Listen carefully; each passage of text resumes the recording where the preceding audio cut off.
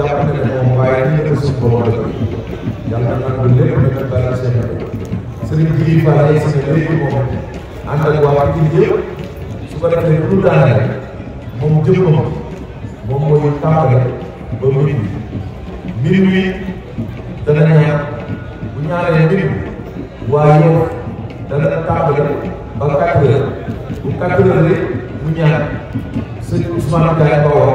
jël 4 heures ba 8 heures ci suba kon ñii ko bëggee rek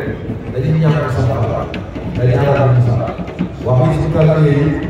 am nañu liggéey ak ñoom ci coordination bi yëpp ndax diir bi ñu koy liggéey yëpp sëñ Abdoulaye Diba bii ak sëñ Ba sëñ Diouf bii ak mbooleem dëkk yu baax ñun ñëpp ñoo ànd ak liggéey bi ak sëñ Ousmane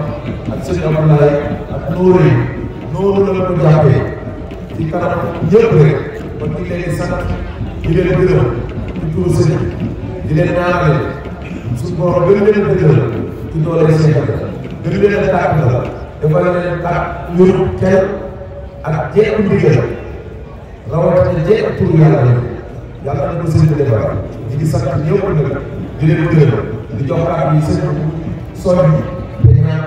su ko defee ñu yëkkati jotaay